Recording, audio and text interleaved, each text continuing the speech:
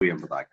ಆತನು ಮಲಗಿರ್ತಕ್ಕಂಥ ಸ್ಥಳದಲ್ಲಿ ಕಾಣುವಂತವನಾಗ್ತಾನೆ. ಕನಸು ಕಾಣುವಂತ ಸಂದರ್ಭದಲ್ಲಿ ಆತನ 16ನೇ ವಚನ ಹೇಳ್ತದೆ ಏನಂತ ಹೇಳಿದ್ರೆ, ಅಲ್ಲಿ ಒಂದು ಕನಸಿನಲ್ಲಿ ನಿಚ್ಚಣಿಕೆ, ಇಡೀ ಒಂದು ದೊಡ್ಡ ನಿಚ್ಚಣಿಕೆ ನೆಲಕ್ಕೂ ಮತ್ತು ಆಕಾಶಕ್ಕೂ ಒಂದೇ ಇರತಕ್ಕಂತಹ ಒಂದು ನಿಚ್ಚಣಿಕೆಯನ್ನ ಕಾಣ್ತಾನೆ. ಅಲ್ಲಿ ದರ್ಶನವನ್ನ ಕಾಣ್ತಾನೆ. ದೇವದೂತರು ಹತ್ತುತ್ತಾ ಇದ್ರು ಮತ್ತು ಇಳಿತಾ ಇದ್ರು ಎಂಬುದಾಗಿ. 16ನೇ ವಚನ, ಯಾಕೋಬನು ನಿದ್ದೆಯಿಂದ ಎಚ್ಚೆತ್ತು ನಿಜವಾಗಿಯೂ ಯೆಹೋವನು ಈ ಸ್ಥಳದಲ್ಲಿ ಇದ್ದಾನೆ ಅದು ಅಂದುಕೊಂಡು ಭಯಪಟ್ಟವನಾಗಿ, ಈ ಸ್ಥಳವು ಎಷ್ಟು ಭಯಂಕರವಾದದ್ದು, ಇದು ದೇವರ ಮನೆಯೇ ಹೊರತು ಬೇರೆ ಅಲ್ಲ, ಇದು ಪರಲೋಕದ ಬಾಗಿಲು ಎಂದು ಹೇಳಿದನು ಎಂಬುದಾಗಿ. ಇದು ಪರಲೋಕದ ಬಾಗಿಲು ಎಂಬುದಾಗಿ.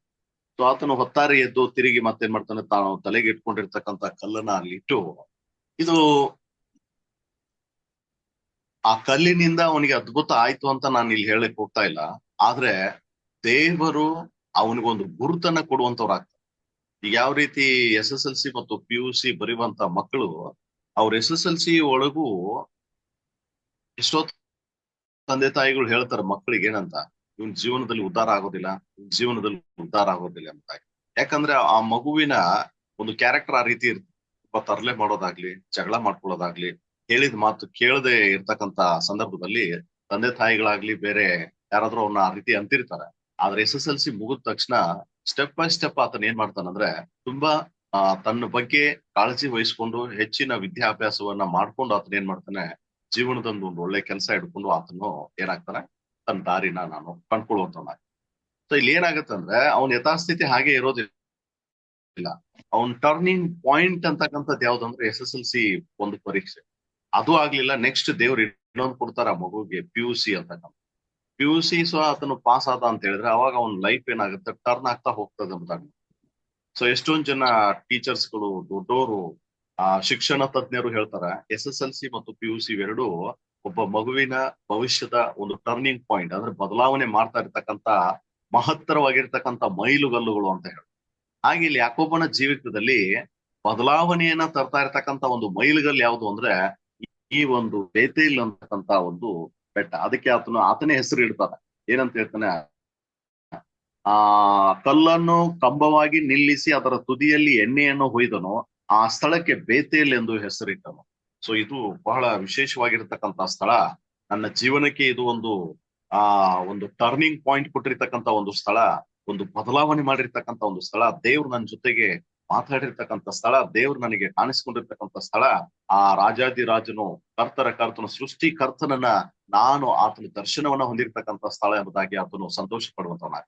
ಸೊ ಆ ಕಲ್ಲನ್ನ ಅಲ್ಲಿ ಇಟ್ಟು ಎಣ್ಣೆ ಹೊಯ್ದು ಅದಕ್ಕೆ ಬೇತೇಲ್ ಎಂಬುದಾಗಿ ಹೆಸರನ್ನ ಇಡುವಂತವನ. ಸೊ ಇದು ಆತನ ಜೀವಿತದಲ್ಲಿ ಒಂದು ಬದಲಾವಣೆಯನ್ನ ತಂದಿರ್ತಕ್ಕಂಥದ್ದು ಎಂಬುದಾಗಿ ನಾವು ನೋಡುವಂತವ್ರ. ಸೊ ಇದು ಅಲ್ಲದೆ ಮತ್ತೆ ಆತನು ಏನಂತ ಹೇಳಿದ್ರೆ, ಅಲ್ಲಿ ಒಂದು ವಾಗ್ದಾನವನ್ನ ಮಾಡ್ತಾನೆ. ಸೆಲ್ಫ್ ಒಂದು ಡಿಸಿಷನ್ ಅನ್ನ ತೆಗೆದುಕೊಳ್ತಾನೆ. ಇಂದಿನಿಂದ ನಾನು, ದೇವರು ನನಗೆ ಕೊಟ್ಟಿರ್ತಕ್ಕಂಥ ಎಲ್ಲ ಆದಾಯದ 10ರಲ್ಲಿ ಒಂದು ಭಾಗವನ್ನ ನಾನು ಯೆಹೋವನಿಗೆ ಸಮರ್ಪಿಸ್ತೀನಿ ಎಂಬುದಾಗಿ ಆತನು ಪ್ರಾಮಿಸ್, ಒಂದು ವಾಗ್ದಾನವನ್ನ ಮಾಡುವಂತವನ. ಅದ್ರ ಪ್ರಕಾರವಾಗಿ ಆತನು ನಡೆದುಕೊಂಡು ಹೋಗ್ತಾನೆ. ಅದ್ರ ಮೂಲಕವಾಗಿ ದೇವರು ಅವನನ್ನ ಏನ್ ಮಾಡ್ತಾರೆ, ಹೆಚ್ಚಾದ ರೀತಿಯಲ್ಲಿ ಆಶೀರ್ವಾದ ಮಾಡ್ತಾರೆ ಎಂಬುದಾಗಿ ನಾವು ದೇವರ ವಾಕ್ಯದಿಂದ ಕೇಳ್ತೀವಿ. ಸೊ ಮೊದಲನೇದಾಗಿ ಯಾಕೋಬನ ಒಂದು ಜೀವಿತದಲ್ಲಿ ಬಂದಿರತಕ್ಕಂತ ಕಲ್ಲು ಎಂಬುದಾಗಿ ನಾವು ನೋಡ್ತೀವಿ. ದೇವರು ಆ ಸ್ಥಳದ ಮೂಲಕವಾಗಿ ಅವನನ್ನ ಆಶೀರ್ವಾದ ಮಾಡ್ತಾರೆ. ಇನ್ನು ಎರಡನೇದು ನೋಡೋಣ, ವಿಮೋಚನೆ ಕಾಂಡ 9ನೇ ಅಧ್ಯಾಯ 18ನೇ ವಚನ. The book of Exodus chapter 9 verse 18.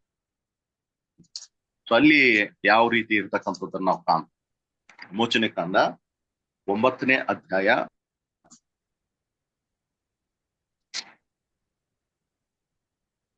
18ನೇ ವಚನ.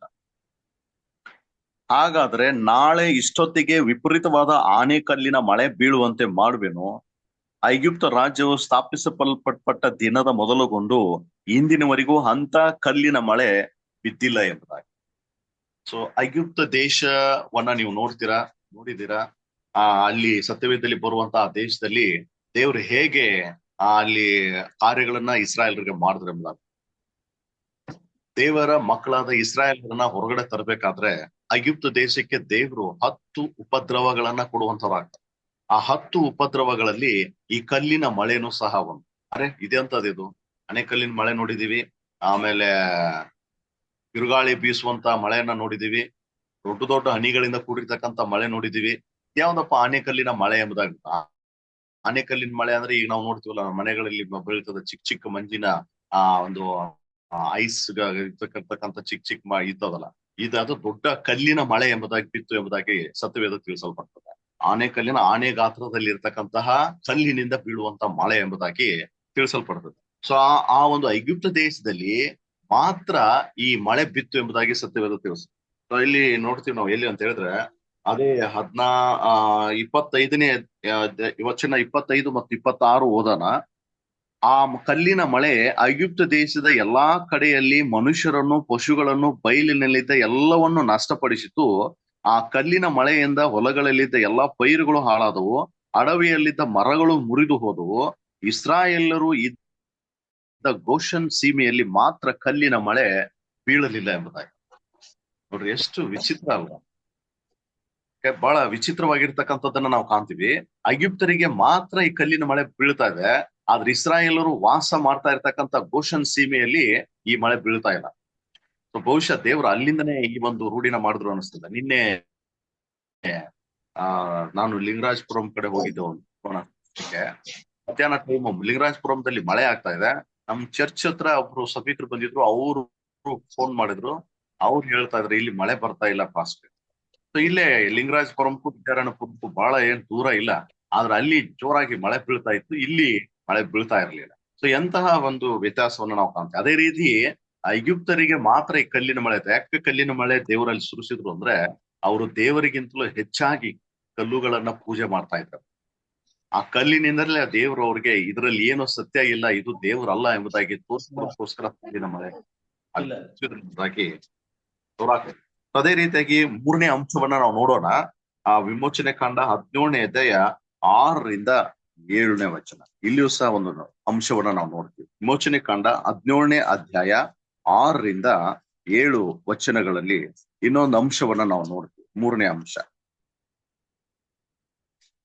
ಯಾವ್ದಪ್ಪ ಅಂದ್ರೆ, ಇಲ್ಲಿ ಹೇಳ್ತದೆ, ಅಲ್ಲಿ ಹೋರೇಬಿನಲ್ಲಿರುವ ಬಂಡೆಯ ಮೇಲೆ ನಾನೇ ನಿನ್ನೆದುರಾಗಿ ನಿಲ್ಲುವೆನೋ, ನೀನು ಆ ಬಂಡೆಯನ್ನು ಹೊಡೆದಾಗ ಅದರಿಂದ ನೀರು ಹೊರಡುವುದು, ಜನರು ಕುಡಿಯುವರು ಎಂದು ಮೋಶೆಗೆ ಅಪ್ಪಣೆ ಕೊಡಲಾಗಿ, ಮೋಶೆ ಇಸ್ರಾಯೇಲರ ಹಿರಿಯರ ಎದುರಿನಲ್ಲಿಯೇ ಹಾಗೆ ಮಾಡಿದನು ಎಂಬುದಾಗಿ. ಯೆಹೋವನು ನಮ್ಮ ಮಧ್ಯದಲ್ಲಿ ಇದ್ದಾನೋ ಎಂದು ಅವರು ತಿಳಿದುಕೊಂಡ್ರು. ಸೊ ಇಲ್ಲಿ ಹೇಳ್ತದೆ, ದೇವರು ಬಂಡೆ ಒಳಗಡೆಯಿಂದ ನೀರನ್ನ ಬರ್ಮಾಡ್ತಾರೆ. ಅವರು ಐಗುಪ್ತ ದೇಶವನ್ನ ಬಿಟ್ಟು ಹೊರಡುವಾಗ ಕೆಲವು ಸ್ಥಳಗಳಲ್ಲಿ ಅವ್ರು ಕುಡಿಯಕ್ಕೆ ನೀರಿರ್ಲಿಲ್ಲ. ಸೊ ಅದು ಮೋಶೆಯ ವಿರುದ್ಧವಾಗಿ ಗುಣಗುಡ್ತಾರೆ. ಇಲ್ಲಿ 3ನೇ ವಚನ ಬಹಳ ಸ್ಪಷ್ಟವಾಗಿ ತಿಳಿಸ್ತಾ, ಇಲ್ಲಿ ಜನರು ನೀರಿಲ್ಲದೆ ಬಾರ್ಯಾಕಿಯ ಸಂಕಟದಿಂದ ಮೋಶೆಯ ಮೇಲೆ ಗುಣಗುಡ್ತಾ ಇದ್ರು. ನೀನು ನಮ್ಮನ್ನು, ನಮ್ಮ ಮಕ್ಕಳನ್ನು, ದನಗಳನ್ನು ಐಗುಪ್ತ ದೇಶದ ಕರತಂದು ನೀರಿಲ್ಲದ ಹಾಗೆ ಸಾಯುವ ಹಾಗೆ ಮಾಡಿದೀಯಾ ಏಕೆ ಅಂತ ಕೇಳ್ತಾರೆ. ಅವಾಗ ಮೋಶೆ ದೇವರನ್ನ ಬೇಡ್ಕೊಳ್ತಾರೆ. ಅವಾಗ ದೇವ್ರು ಹೇಳ್ತಾರೆ, ನಾನೇ ನಿನ್ ಎದುರಾಗಿ ನಿಂತಿದ್ದೇನಪ್ಪ, ನೀನ್ ಈ ಬಂಡೆಗೆ ಏನ್ ಮಾಡು, ಒಡಿ, ನೀರ್ ಬರ್ತದೆ ಎಂಬುದಾಗಿ ಹೇಳ್ತಾರೆ. ಅವಾಗ ಹೋರೇಬಿನಲ್ಲಿರುವ ಬಂಡೆಯ ಮೇಲೆ ದೇವ್ರು ನಿಂತ್ಕೊಳ್ತಾರ. ಆ ಬಂಡೆಯನ್ನು ಮೋಶೆ ಹೊಡೆದಾಗ ಅಲ್ಲಿಂದ ನೀರ್ ಬಂತು, ನೀರ್ ಕುಡಿದ್ರೆ ಎಂಬುದಾಗಿ. ಆ ಬಂಡೆ ಒಳಗಡೆಯಿಂದ ನೀರು, ಕಲ್ಲಿನ ಬಂಡೆ ಒಳಗಡೆಯಿಂದ ನೀರು ಬಂತು ಎಂಬುದಾಗಿ. ಸೊ ಈ ಒಂದು ಬಂಡೆ ಆ ದೇವರ ಆಶೀರ್ವಾದದ ಮೂಲಕವಾಗಿ ಮೋಶೆ ಬಂಡೆ ಹೊಡೆದಾಗ ಆ ಬಂಡೆ ಒಳಗಡೆಯಿಂದ ನೀರು ಬಂತು ಎಂಬುದಾಗಿ ನಾವು ನೋಡ್ತೀವಿ. ದೇವರು ನಮ್ಮನ್ನು ಕಾಪಾಡ್ಲಿಕ್ಕೆ ಕಲ್ಲಿನ ಮೇಲೆ ಆಜ್ಞೆಗಳನ್ನು ಕೊಟ್ಟನು ಎಂಬುದಾಗಿ ನೋಡಿ.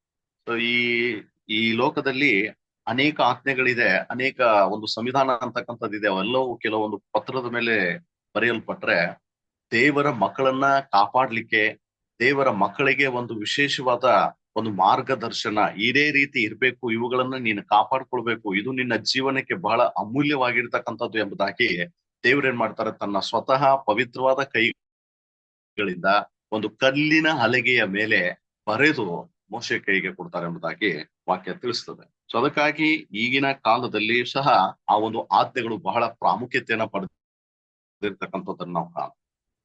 3ನೇ ಅಂಶವನ್ನ ನಾವು ನೋಡಿದ್ವಿ. ಮೊದಲನೇದಾಗಿ ಯಾಕೋಬನ 3ನೇದಾಗಿ ಐಗುಪ್ತರು ಕಲ್ಲಿನ ಮಳೆಯನ್ನ ಅನುಭವಿಸಿದ್ರು. 3ನೇದಾಗಿ ಬಂಡೆ ಒಳಗಡೆಯಿಂದ ನೀರು ಬಂತು ಮೋಶೆ ಕಾಲದಲ್ಲಿ.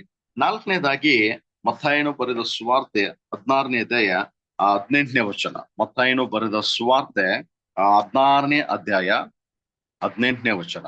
ಅಲ್ಲಿ ಯೇಸು ಸ್ವಾಮಿ ಏನ್ ತಿಳಿಸ್ತಾರೆ ಎಂಬುದಾಗಿ ನಾವು ನೋಡೋಣ. 16ನೇ ಅಧ್ಯಾಯ 18ನೇ ವಚನ ಬಹಳ ಸ್ಪಷ್ಟವಾಗಿ ತಿಳಿಸ್ತದೆ. ಮತ್ತು ನಾನು ನಿಮಗೆ ಒಂದು ಮಾತನ್ನು ಹೇಳುತ್ತೇನೆ, ಅದೇನಂದ್ರೆ ನೀನು ಪೇತ್ರನು ಈ ಬಂಡೆಯ ಮೇಲೆ ನನ್ನ ಸಭೆಯನ್ನು ಕಟ್ಟುವೆನು, ಪಾತಾಳ ಲೋಕದ ಬಲವು ಅದನ್ನು ಸೋಲಿಸಲಾರದೆನು. ಇಲ್ಲಿ ಆ ಪೇತ್ರನು ಅಂತಕ್ಕಂತ ಒಂದು ಪದವನ್ನ ಯೇಸು ಸ್ವಾಮಿ ಉಪಯೋಗಿಸ್ಕೊಂಡಿದ್ದಾರೆ. ಎಷ್ಟೊಂದ್ ಜನ ಈ ಪೇತ್ರನ ಮೂಲಕವಾಗಿ ಸಭೆಯನ್ನ ಸ್ಥಾಪನೆ ಮಾಡಿದ್ದಾರೆ ಅಂತ ಹೇಳ್ತಾರೆ. ಆದ್ರೆ ನೀನು ಈ ಬಂಡೆಯ ಮೇಲೆ ಅಂದ್ರೆ ಯಾವ ಬಂಡೆ ಅಂದ್ರೆ ಕ್ರಿಸ್ತನು ಜೀವ ಸ್ವರೂಪನಾಗಿರ್ತಕ್ಕಂಥ ಕ್ರಿಸ್ತನೇ ಆ ಬಂಡೆ ಆಗಿದ್ದು ಎಂಬುದಾಗಿ. ಸೊ ಅದಕ್ಕೆ ಮೂಲೆಗಲ್ಲು ಅಂತ ಇಲ್ಲಿ ಉಪಯೋಗಿಸಲ್ಪಟ್ಟಿದ್ದಾರೆ. ಕಾರ್ನರ್ ಸ್ಟೋನ್ ಎಂಬುದಾಗಿ ನಾವು ಕರಿತೀವಿ. ಸೊ ಒಂದು ಮನೆ ಕಟ್ಟಬೇಕಾದ್ರೆ ಒಂದು ಮೂಲೆಗೆ ಹಾಕುವಂತ ಕಲ್ಲು ಮೂಲೆಗಲ್ಲು, ಅಡಿಪಾಯದ ಕಲ್ಲು ಎಂಬುದಾಗಿ ಕರೀತಾರೆ. ಸೊ ಅದು ಗಟ್ಟಿಯಾಗಿ ಬಲಿಷ್ಠವಾಗಿರ್ಬೇಕಾಗಿದೆ ಇರ್ತಕ್ಕಂಥದ್ದಾಗಿದೆ. ಸೊ ದೇವರು ಇಲ್ಲಿ ಹೇಳ್ತಾರೆ, ಯೇಸು ಸ್ವಾಮಿ ಕ್ರಿಸ್ತನೇ ಆ ಬಂಡೆ, ಆತನೇ ಆತನು ಮೂಲೆಗಲ್ಲಾಗಿದ್ದಾನೆ. ಅದ್ರ ಮೂಲಕವಾಗಿ ಸಭೆಯನ್ನ ಏನ್ ಮಾಡಿದ್ದಾರೆ, ಸ್ಥಾಪನೆ ಮಾಡಿದ್ದಾರೆ. ಸೊ ಎಂಬುದಾಗಿ ನಾವು ನೋಡುವುದು. ನಾಲ್ಕನೇದು. ಐದನೇದು ಬಹಳ ಸ್ಪಷ್ಟವಾಗಿ ನೋಡ್ತದೆ. ಅದಕ್ಕಿಂತ ಪೂರ್ವದಲ್ಲಿ ಒಂದು ನಿದರ್ಶನವನ್ನ ನಾವು ನೋಡ್ತೀವಿ. 1912 ಏಪ್ರಿಲ್ 15ರಂದು ವಿಶ್ವದ ಒಂದು ದೊಡ್ಡ ಬೃಹತ್ ಗಾತ್ರದ ಹಡಗು ಟೈಟಾನಿಕ್ ಅಂತಕ್ಕಂಥದ್ದು ಅದು ಜರ್ನಿ ಮಾಡ್ತಾ ಇತ್ತು. ನಾರ್ತ್ ಅಟ್ಲಾಂಟಿಕ್ ಓಷನ್, ಅದು biggest ocean in the world. ಅದು ನಾರ್ತ್ ಅಟ್ಲಾಂಟಿಕ್ ಓಷನ್ ಅಂತಕ್ಕಂಥ ಒಂದು ಸಮುದ್ರ ಮಹಾಸಾಗರವು ವಿಶ್ವದಲ್ಲಿ ಒಂದು ಬೃಹತ್ ಆಗಿರ್ತಕ್ಕಂಥ ಒಂದು ದೊಡ್ಡ ಮಹಾಸಾಗರವಾಗಿರ್ತಕ್ಕಂಥದ್ದಾಗಿದೆ. ಈ ಸಾಗರದಲ್ಲಿ ಇಂಗ್ಲೆಂಡ್ ನಿಂದ ನ್ಯೂಯಾರ್ಕ್ ಸಿಟಿಗೆ 2724 ಜನರನ್ನ, ಪ್ರವಾಸಿಗರನ್ನ ಹೊತ್ಕೊಂಡು ಒಂದು ಟೈಟಾನಿಕ್ ಅಂತಕ್ಕಂಥದ್ದು ಒಂದು ದೊಡ್ಡ ಹಡಗು ಪ್ರಯಾಣ ಮಾಡ್ತಾ ಇತ್ತು. ಹಡಗು ಮುಳುಗಿತ್ತು. ನಿಮಗೆಲ್ರಿಗೂ ಗೊತ್ತಿರ್ತಕ್ಕಂತ ಒಂದು ಅಂಶವನ್ನು ಹಡಗು ಬಹಳ ವಿಜೃಂಭಣೆಯಿಂದ ಕೂಡಿತ್ತು.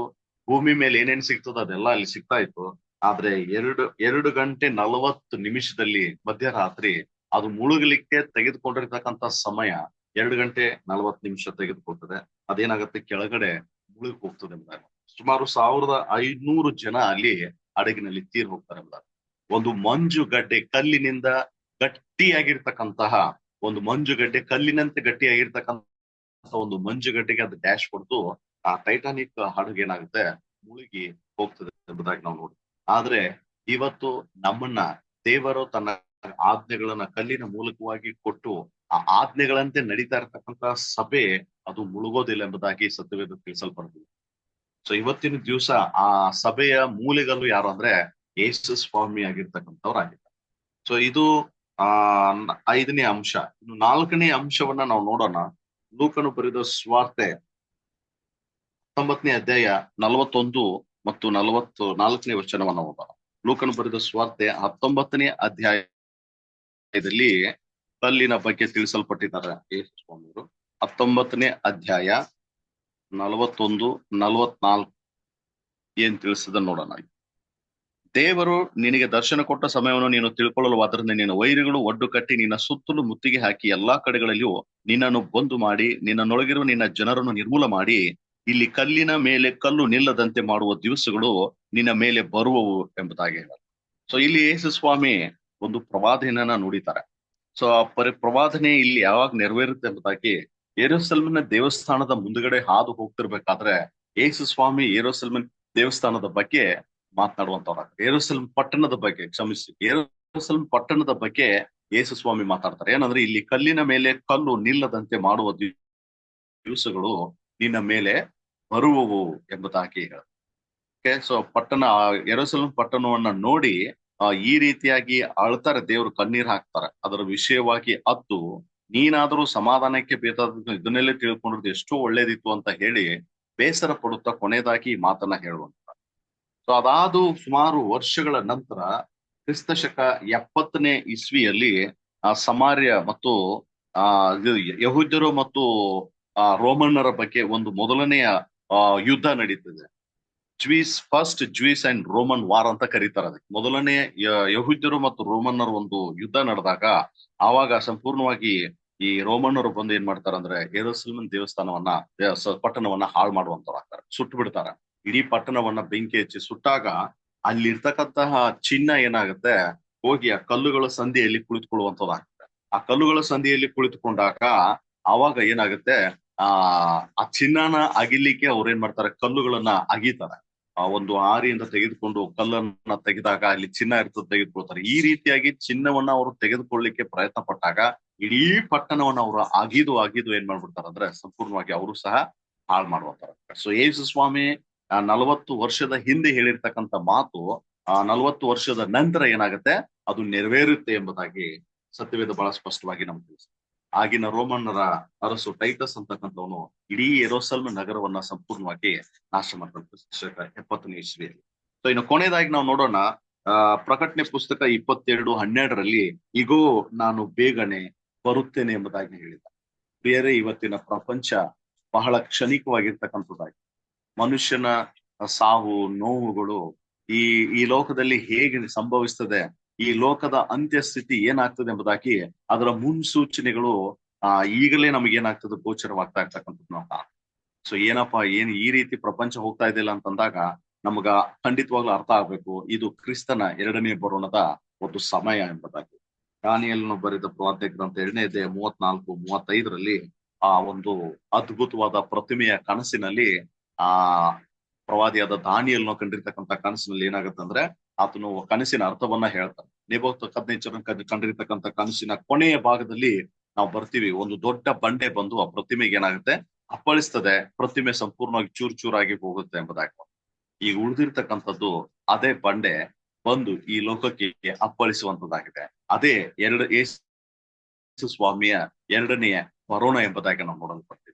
ಪ್ರಿಯರೇ, ಇವತ್ತಿನ ದಿವಸ ಯೇಸು ಕ್ರಿಸ್ತನ ಬರೋಣ 2ನೇ ಸಾರಿ ಬರುವಂತ ಬರೋಣ ಬಹಳ ಹತ್ತಿರದಲ್ಲಿದೆ. ಸೊ ಅದು ಪ್ರವಾದನೆಗಳ ಪ್ರಕಾರ ಅದು ಮಾತ್ರ ಉಳಿದಿರ್ತಕ್ಕಂಥದ್ದು ನಾವು ಕಾಣ್ತೀವಿ. ಅದ್ರ ಮೇಲೆ ಇರ್ತಕ್ಕಂಥದ್ದು ಎಲ್ಲವೂ ಸ್ಟೆಪ್ ಬೈ ಸ್ಟೆಪ್ ಅಂದ್ರೆ ಹಂತವಾಗಿ ಎಲ್ಲವೂ ನೆರವೇರಿಕೊಂಡು ಬಂದಿರತಕ್ಕಂಥದ್ದು ನಾವು ಕಾಣ್ತೀವಿ. ಆದ್ರೆ ಉಳಿದಿರ್ತಕ್ಕಂಥದ್ದು ಒಂದೇ ಒಂದು ಪರಲೋಕದಿಂದ ಒಂದು ದೊಡ್ಡ ಬಂಡೆ ಬಂದು ಪ್ರತಿಮೆಗೆ ಅಪ್ಪಳಿಸುವಂತದ್ದಾಗಿದೆ. ಸೊ ಇವತ್ತು ಅದು ಮಾತ್ರ ಉಳಿದಿರ್ತಕ್ಕಂಥದ್ದಾಗಿದೆ. ಅದಕ್ಕೆ ಯೇಸು ಸ್ವಾಮಿ ಪ್ರಕಟಣೆ ಪುಸ್ತಕದಲ್ಲಿ ಹೇಳ್ತಾರೆ ವಾಕ್ಯದ ಮೂಲಕ, ಈಗೋ ನಾನು ಬೇಗನೆ ಬರುತ್ತೇನೆ. ಕ್ರಿಸ್ತನ ಬರೋಣ ಅತಿ ಶೀಘ್ರದಲ್ಲಿದೆ. ನಾವೆಲ್ಲರೂ ಎಚ್ಚರವಾಗಿದ್ದುಕೊಂಡು ಪ್ರಾರ್ಥಿಸುತ್ತಾ ಆತನ ಆಗಮನವನ್ನ ನಾವು ಹಾರೈಸುತ್ತಾ ದೇವರೇ ಬೇಗ ಬಂದು ನಮ್ಮನ್ನ ಕರೆದುಕೊಂಡು ಹೋಗು ಎಂಬುದಾಗಿ ನಾವು ಬೇಡಿಕೊಳ್ಳುವಂತವರಾಗಬೇಕಾಗಿದೆ. ಯಾಕಂದ್ರೆ ಈ ಲೋಕದಲ್ಲಿ ಎಲ್ಲವೂ ನಶ್ವರ ಎಂಬುದಾಗಿ, ಸಮಸ್ತವು ವ್ಯರ್ಥ ಎಂಬುದಾಗಿ ವಾಕ್ಯ ತಿಳಿಸಲ್ಪಡ್ತದೆ. ಈ ಲೋಕದಲ್ಲಿ ನಾವು ಸುಂದರವಾದ ಮನೆ ಕಟ್ಟಬಹುದು, ಆಸ್ತಿಗಳನ್ನ ಮಾಡ್ಬೋದು, ಏನೇನೋ ಮಾಡ್ಬೋದು, ಆದ್ರೆ ಅದೆಲ್ಲವೂ ವ್ಯರ್ಥವಾಗಿರ್ತಕ್ಕಂಥದ್ದು ಎಂಬುದಾಗಿ ನಮ್ಮ ಜೀವನದಲ್ಲಿ. ಅಂದ್ರೆ ವ್ಯರ್ಥ ಅಂತ ಹೇಳಿದ್ರೆ ಅದೆಲ್ಲ ಏನು ಅವಶ್ಯಕತೆ ಇಲ್ಲ ಅಂತ ನಾನು ಹೇಳ್ತಾ ಇಲ್ಲ, ಅದು ಬೇಕು. ಆದ್ರೆ ದೇವರಿಗಿಂತಲೂ ಹೆಚ್ಚಾದ ರೀತಿಯಲ್ಲಿ ನಾವು ಅವುಗಳ ಹಿಂದೆ ಹೋಗ್ಬಾರ್ದು ಎಂಬುದಾಗಿ ವಾಕ್ಯ ತಿಳಿಸಲ್ಪಡ್ತದೆ. ಮತ್ತು ದೇವರು ಅದೇ ರೀತಿ ತಿಳಿಸುವಂತವ್ರಾಗ್ತಾರೆ. ದೇವರೇ ನಮಗೆ ಪ್ರಾಮುಖ್ಯವಾಗಿರ್ಬೇಕು, ದೇವರೇ ನಮಗೆ ಬಹಳ ಮಹತ್ವವಾಗಿರ್ಬೇಕು. ದೇವರಿಗಿಂತ ಈ ಲೋಕದಲ್ಲಿ ಬೇರೆ ಯಾವುದು ನಮಗೆ ಹೆಚ್ಚಾದ ರೀತಿಯಲ್ಲಿ ಅನಿಸ್ಬಾರ್ದು ಎಂಬುದಾಗಿ ಆ ನಿಟ್ಟಿನಲ್ಲಿ ತಿಳಿಸುವಂತವನ ದೇವರು ಈ ವಾಕ್ಯವನ್ನ ಆಶೀರ್ವಾದ ಮಾಡ್ಲಿ, ನಮ್ಮೆಲ್ಲರನ್ನ ಸಹ ಆಶೀರ್ವಿಸಲಿ ಎಂಬುದಾಗಿ ದೇವರಲ್ಲಿ ಪ್ರಾರ್ಥಿಸುವಂತವನಾಗ್ತದೆ. ಆಮೇಲೆ ಉತ್ತಮವಾದಂತಹ ಸಂದೇಶಕ್ಕಾಗಿ ಆ ಬೋಧಕರಾದಂತ ತಿಮ್ಮತಿ ನೀಲಗೌಡ ಅವರಿಗೆ ನಾನು ವಂದನೆಗಳನ್ನ ಸಲ್ಲಿಸ್ತೇನೆ. ಪ್ರಾರ್ಥನೆಗೆ ಹೋಗೋಣ. ಪ್ರಾರ್ಥನೆ ವಿಜ್ಞಾಪನೆಗಳಿದ್ರೆ ತಿಳಿಸ್ಬೇಕು ಅಂತ ಕೇಳ್ಕೊಳ್ತೇನೆ. ಜೊತೆಗೆ ಚಾರ್ಟ್ ಅಲ್ಲಿ ಹಾಕಿದ್ದಾರೆ, ಅದನ್ನ ನೋಡ್ಕೊಳ್ಳೋಣ. ಪ್ರಾರ್ಥನೆ ಮಾಡುವಾಗ ನಮ್ಮ ಮಧ್ಯದಲ್ಲಿ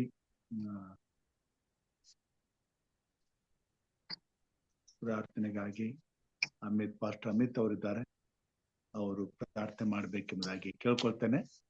ಚಾರ್ಟ್ ಅಲ್ಲಿ ಕೆಲವೊಂದು ವಿಷಯಗಳನ್ನ ಹಾಕಿದ್ದಾರೆ, 12-13 ವಿಷಯಗಳಿದೆ. ಜೊತೆಗೆ ಇನ್ಯಾವುದಾದ್ರೂ ವಿಜ್ಞಾಪನೆಗಳಿದ್ರೆ ತಿಳಿಸ್ಬೇಕೆಂಬುದಾಗಿ ಕೇಳ್ಕೊ. 2 ಭಾಗ ಇದ್ದಂಗೆ ಕಾಣಿಸ್ತದೆ, 2 ಇದೆ. ಸೊ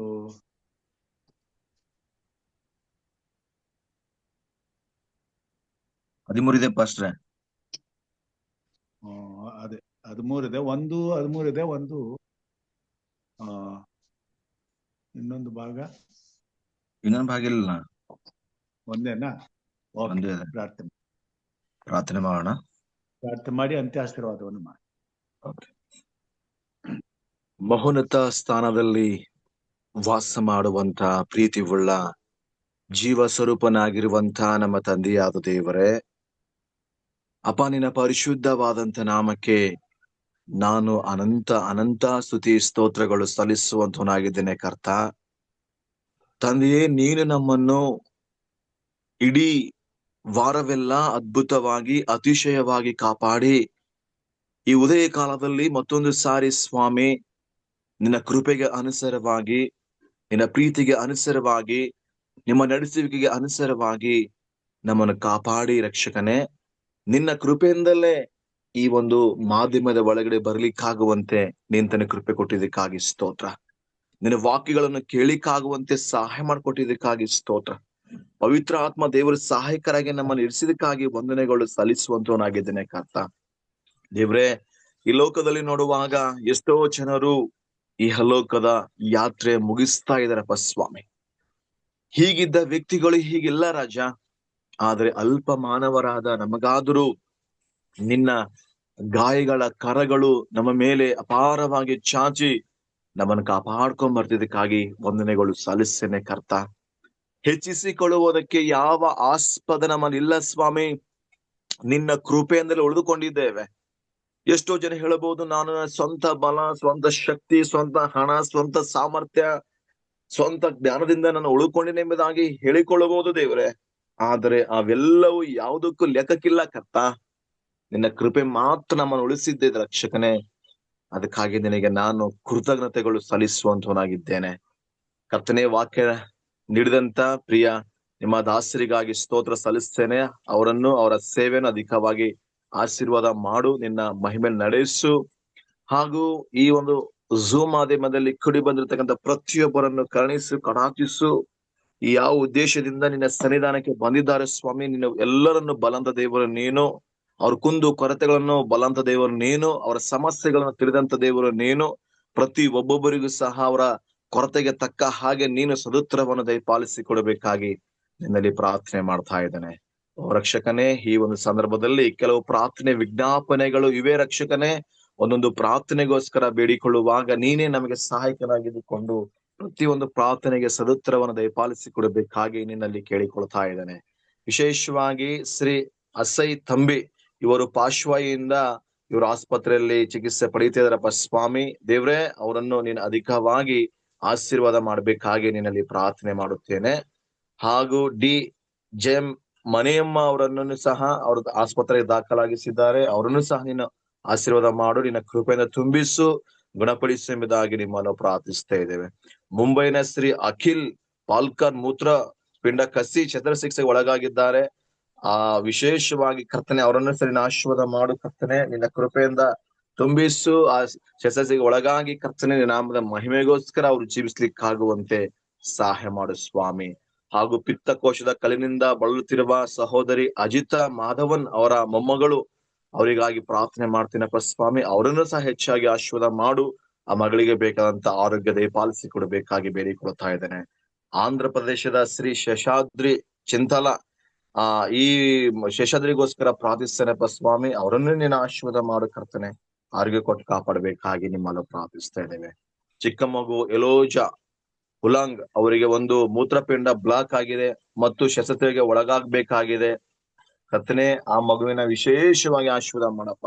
ಆ ಶಸ್ತ್ರಚಿಕಿತ್ಸೆಗೆ ಒಳಗಾಗುವಾಗ ನಿನ್ನ ಕೃಪೆ ಬಿಡುತ್ತೇವೆ ಸ್ವಾಮಿ. ಶಸ್ತ್ರಚಿಕಿತ್ಸೆ ಯಶಸ್ವಿಯಾಗಿ ನಡೀಲಿಕ್ಕಾಗುವಂತೆ ನೀಂತನೆ ಸಹಾಯ ಮಾಡು ಎಂಬುದಾಗಿ ನಿಮ್ಮನ್ನು ಪ್ರಾರ್ಥಿಸ್ತೇವೆ. ಕೊಯಮತ್ತೂರಿನ ಪ್ರಾನ್ಸಿಪಲ್ ಓಸ್ಟನ್ ಜೋಯಿಲ್ ಅವರ ಚೇತರಿಕೆಗೋಸ್ಕರ ಪ್ರಾರ್ಥಿಸ್ತೇನೆ. ಅವರನ್ನು ನಿನ್ನ ಆಶೀರ್ವಾದ ಮಾಡು. ಶೀಘ್ರವಾಗಿ ಅವರು ಚೇತರಿಸಿಕೊಳ್ಳಿಕ್ಕಾಗುವಂತೆ ನೀಂತನೆ ಕಾರ್ಯ ಮಾಡಬೇಕಾಗಿ ಬೇಡಿಕೊಳ್ಳುತ್ತಾ ಇದ್ದೇನೆ. ಶ್ರೀನಿವಾಸ್ಗೆ ಬೆಂಗಳೂರಿನಿಂದ ಯುಕೃತಿನ ಸಂಬಂಧದಿಂದ ಸಮಸ್ಯೆಗಳು ಬಳತಾ ಇದ್ದೇನಪ್ಪ ಸ್ವಾಮಿ. ಅವರನ್ನು ಸಹ ನೀನು ಆಶೀರ್ವದಿಸು, ನಿನ್ನ ಕೃಪೆಯಲ್ಲಿ ನಡೆಸು. ಶ್ರೀಮತಿ ಪ್ರೇಮ ಆನಂದರಾಜ್ ಹೊಟ್ಟೆ ಸಂಬಂಧಿತ ಸಮಸ್ಯೆಗಳು ಕರ್ತನೆ ಇದೆ ಎಂಬುದಾಗಿ ನಾವು ಕೇಳಿದ್ದೇವೆ ಸ್ವಾಮಿ. ನೀನೇ ಆ ಸಹೋದರಿಯನ್ನು ಮುಟ್ಟಿ ಆಶೀರ್ವಾದ ಮಾಡಬೇಕಾಗಿ ನಿಮ್ಮನ್ನು ಪ್ರಾರ್ಥಿಸ್ತಾ ಇದ್ದೇವೆ. ಹಾಗೂ ಡಾಕ್ಟರ್ ಸುನಿಲ್ ಬಾಬು ಹಲವು ಆರೋಗ್ಯ ಸಮಸ್ಯೆಗಳು ಮತ್ತು ಆರ್ಥಿಕ ಸಮಸ್ಯೆಗಳಿದೆ ಕರ್ತನೆ.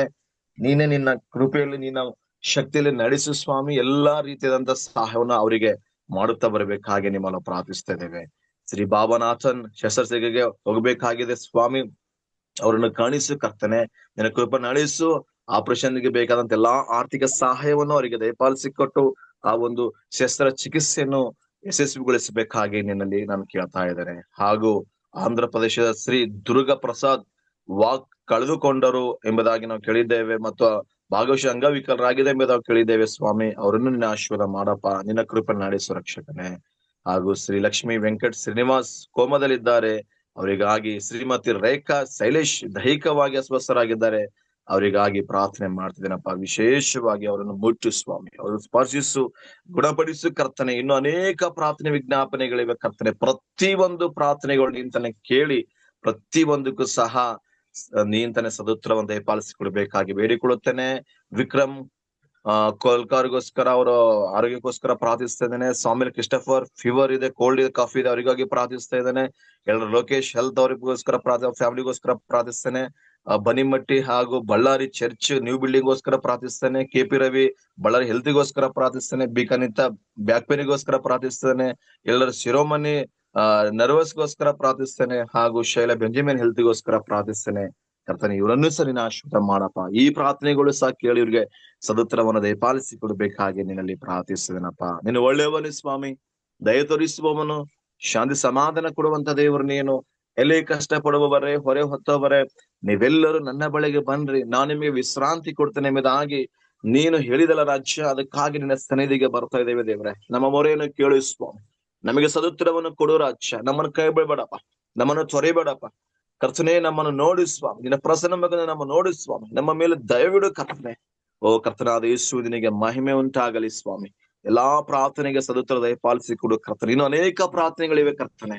ಪ್ರತಿಯೊಂದು ಪ್ರಾರ್ಥನೆಗೆ ನಿಂತಾನೆ ಸದುತ್ತರವನ್ನು ದಯಪಾಲಿಸಿ ಕೊಡಬೇಕಾಗಿ ಬೇಡಿಕೊಳ್ತಾ ಇದ್ದಾನೆ. ನೀನು ಯೇಸು ರಾಜ, ನೀನು ಜೀವಿಸುವ ಕಾಲದಲ್ಲಿ ಭೂಲೋಕದಲ್ಲಿ ಕರ್ತನೆ ಅಪ್ಪ, ಪ್ರಾರ್ಥನೆ ಮುಖಾಂತರವಾಗಿ ಎಲ್ಲವನ್ನು ಪ್ರಾರಂಭ ಮಾಡ್ತಿದ್ದಪ್ಪ ಸ್ವಾಮಿ.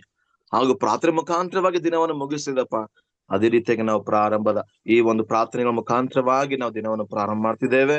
ಮತ್ತು ಸಾಯಂಕಾಲ ವೇಳೆಯಲ್ಲಿ ಸಹ ಪ್ರಾರ್ಥನೆ ಮುಖಾಂತರವಾಗಿ ದಿನವನ್ನು ಮುಗಿಸ್ಲಿಕ್ಕಾಗುವಂತೆ ಸಹಾಯ ಮಾಡು. ಇದನ್ನ ನಮ್ಮ ಹೋಗಣದಲ್ಲಿ, ನಮ್ಮ ಬರಣದಲ್ಲಿಯೂ, ನಮ್ಮ ಕೆಲಸ ಕಾರ್ಯಗಳಲ್ಲಿಯೂ ನೀನು ಸಹಾಯಕನು ನಾಯಕನು ಆಗಿದ್ದುಕೊಂಡು ನಡೆಸು ಎಂಬುದಾಗಿ ಬಂದಿರುವಂತೆಲ್ಲ ನಿನ್ನ ಭಕ್ತಾದಿಗಾಗಿ ಸ್ತೋತ್ರ ಹೇಳುತ್ತಾ, ಹಾಗೂ ಪಾಸ್ಟರ್ ಯಮರಾಜ್ ಅವರ ಸೇವೆಗಾಗಿ ಸ್ತೋತ್ರ ಹೇಳುತ್ತಾ, ನಮ್ಮ ಒಡೆಯನಾಗಿರುವಂತ ಯೇಸು ಸ್ವಾಮಿ ಹೆಸರಿನಲ್ಲಿ ದೀನನಾಗಿ ಪ್ರಾರ್ಥಿಸಿ ಬೇಡಿ ಹೊಂದಿಕೊಳ್ಳುತ್ತೇವೆ ನಮ್ಮ ತಂದೆಯೇ, ಆಮೆನ್. ನನ್ನ ಮನವೇ ಯೆಹೋವನನ್ನು ಆಮೆನ್. ಕೊಂಡಾಡು, ನನ್ನ ಸರ್ವೇಂದ್ರಿಗಳೇ ಆತನ ಪವಿತ್ರಾಮನ ಕೀರ್ತಿಸ್ರಿ. ನನ್ನ ಮನವೇ ಯೆಹೋವನನ್ನು ಕೊಂಡಾಡು, ಆತನು ಮಾಡಿದ ಉಪಕಾರಗಳಲ್ಲಿ ಒಂದನ್ನೂ ಮರೆಯಬೇಡ.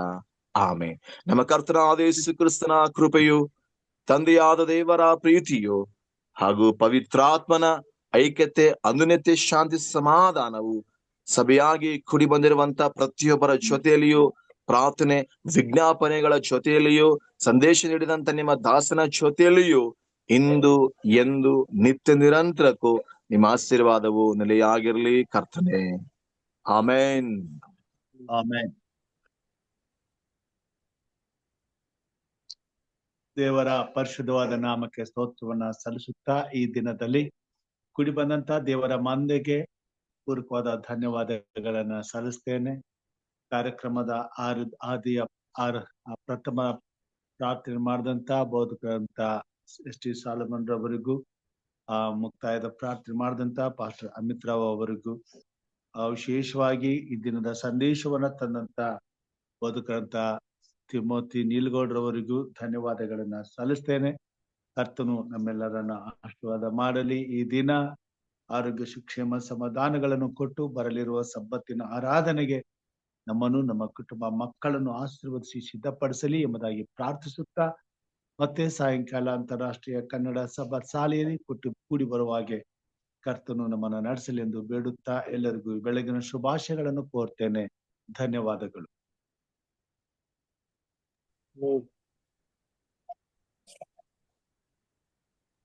Thank you, Pastor. Thank you, Pastor. Thank Pastor you. Timothy, thank you for your message.